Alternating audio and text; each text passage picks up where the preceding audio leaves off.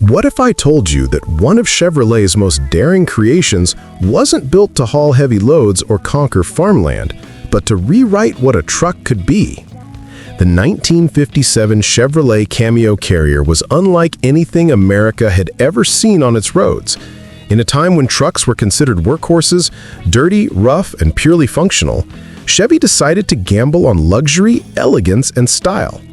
It was bold, it was expensive, and it was destined to fail, at least back then. But here's the twist. That failure became its greatest legacy, transforming the Cameo into one of the rarest and most coveted pickups in history. How did a forgotten luxury truck from the 50s become a crown jewel in today's collector world? The story is far stranger and far more surprising than you might think. By the early 1950s, the American auto industry was booming. The war was over, the highways were filling up, and families were trading in their old sedans for shiny new Chevrolets, Buicks, and Fords. But trucks?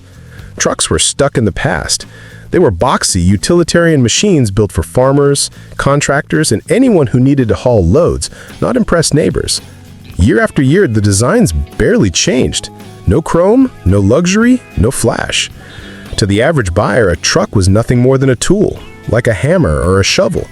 And that was the problem, because hidden inside Chevrolet's design studio was a young visionary who believed the truck could be more than just a tool. It could be a statement. And in 1954, he decided to put that theory to the test. Chuck Jordan wasn't just another designer at GM, he was an ambitious talent with a flair for the dramatic.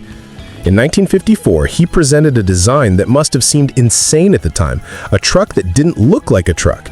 Instead of the clunky step-side bed, Jordan envisioned smooth, flowing lines that carried the cab's curves all the way down the body. He proposed adding fiberglass skins to create a streamlined effect. Fiberglass being a radical choice at the time, usually reserved for experimental sports cars like the Corvette. This wasn't just a redesign, it was a revolution. Executives at Chevrolet looked at the sketches and, for once, they didn't laugh. They saw a chance to redefine what a pickup could be. And with that green light, the Cameo Carrier project was born. By 1955, Chevrolet unleashed Jordan's vision on the American public. They called it the Cameo Carrier. And it didn't just look different, it felt different. It was marketed as a symbol of prestige, a pickup that could sit comfortably next to a Cadillac in the driveway. Smooth fiberglass panels replaced the rough step-side box, chrome trim wrapped around the edges, and a bold paint scheme turned heads on Main Street.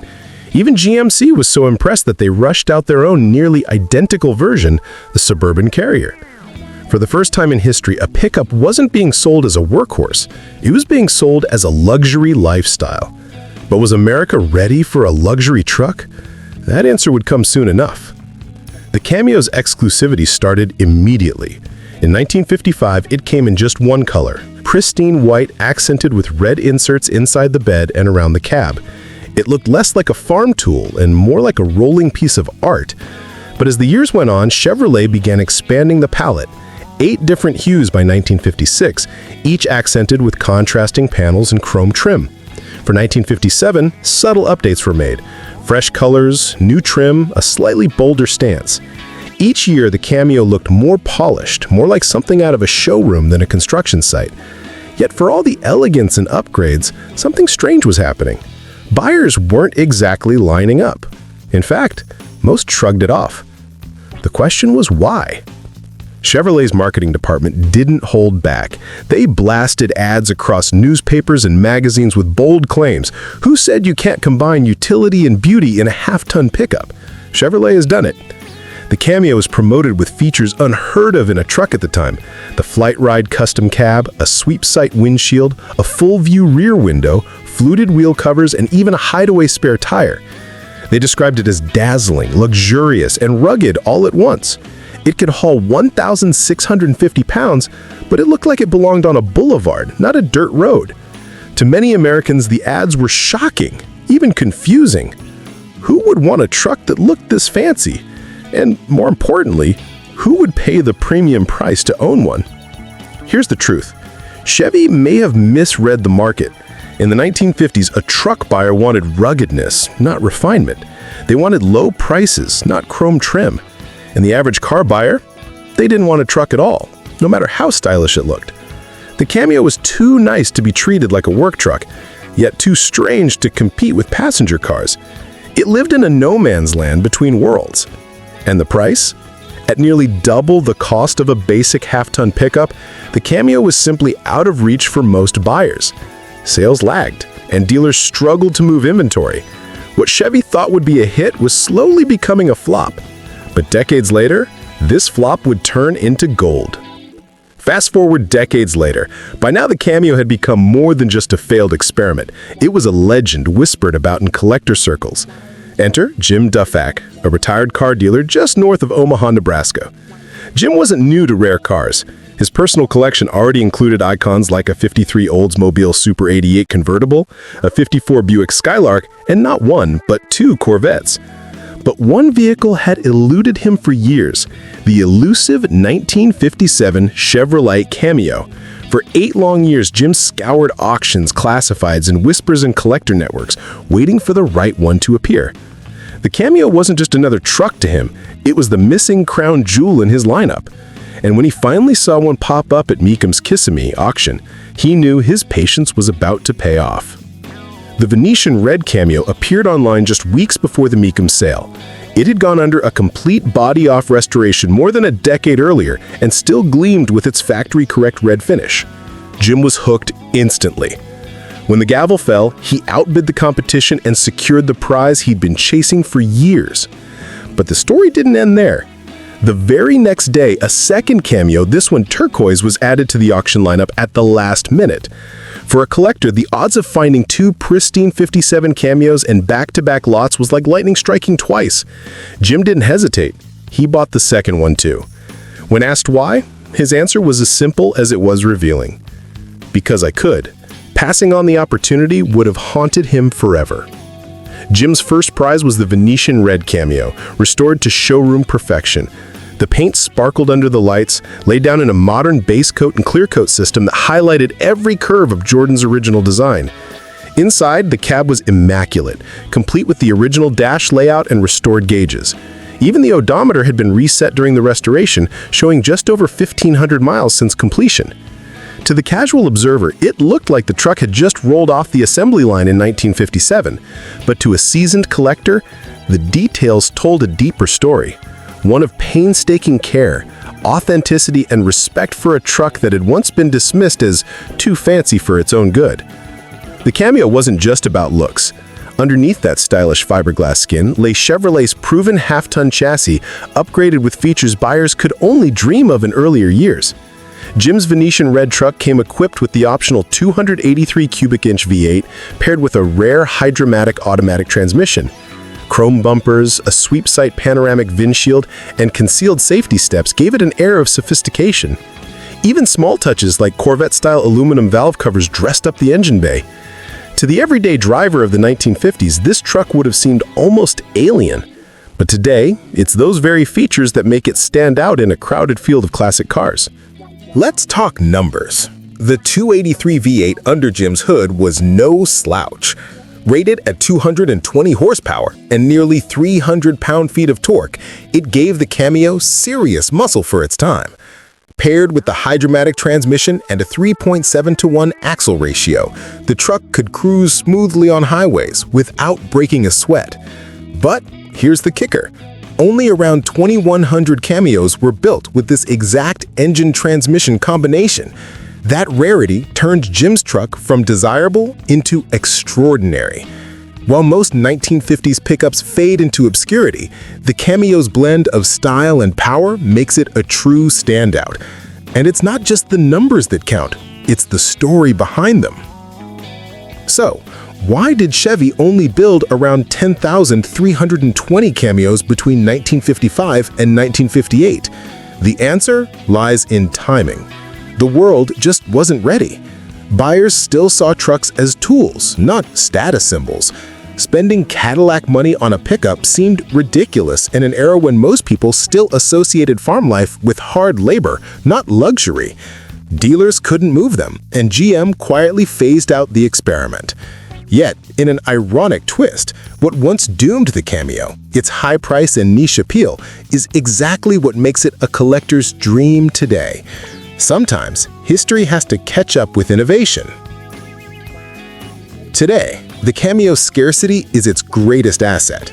With just over 10,000 built and far fewer surviving in pristine condition, the Cameo has become one of the most collectible Chevy trucks of all time. At auctions, restored examples regularly sell for six-figure prices. Collectors drool over them, not just for their rarity, but for their role as the first true luxury truck. The irony is hard to ignore. The very qualities that made the Cameo a sales flop in the 1950s now make it one of the most valuable pickups in the world.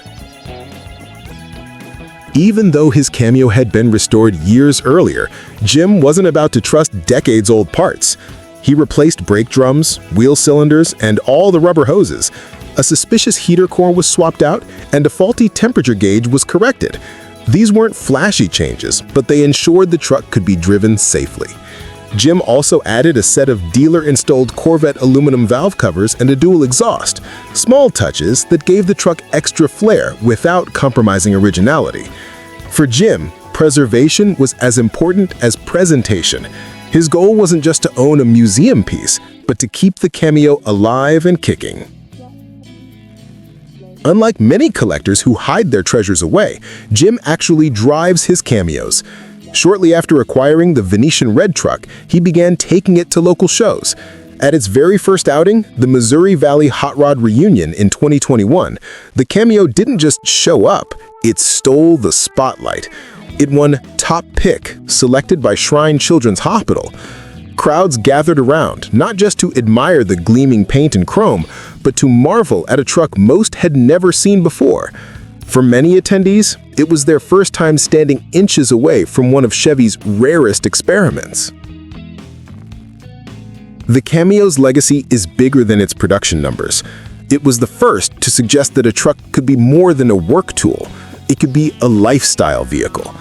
Decades later, Ford, Dodge, and even Chevrolet itself would embrace that very idea, selling pickups loaded with leather, tech, and price tags rivaling luxury cars. The Cameo was a preview of the modern pickup era, arriving 30 years too early. When you see a $90,000 Ford F-150 Platinum today, remember, it all started with a fiberglass-skinned Chevy that most people ignored in 1957. For Jim, owning two Cameos raises a question every collector faces. When do you stop? Two trucks, both pristine, both historically significant. Logic might suggest selling one and pocketing the profit, but Jim refuses. He says letting either of them go would feel like losing a part of history. In his eyes, he isn't just a collector, he's a caretaker.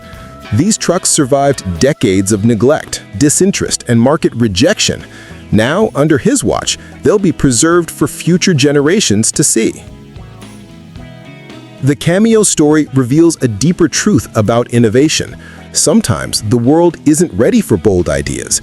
The truck failed not because it was bad, but because it was too far ahead of its time. This same pattern shows up across history. The Nomad wagon, the Tucker 48, even Ford's ill-fated Edsel. Each was mocked in its day, but revered later. The Cameo fits that pattern perfectly, a misunderstood vehicle that time eventually vindicated. Its failure became the very reason it's remembered. At auctions today, Cameos don't just attract attention, they spark bidding wars. Prices continue climbing, sometimes shocking even seasoned collectors. A truck once seen as an overpriced oddity now commands six-figure sums. Part of its allure is the Corvette connection, part is its rarity, but most of all, it's the story. Buyers aren't just purchasing fiberglass panels and chrome trim, they're buying the first chapter in the history of luxury trucks. And that story carries weight, turning every Cameo into a rolling piece of automotive mythology. In the end, the Chevrolet Cameo Carrier wasn't built to plow fields or carry bricks. It was built to change minds. In the 1950s, it failed spectacularly.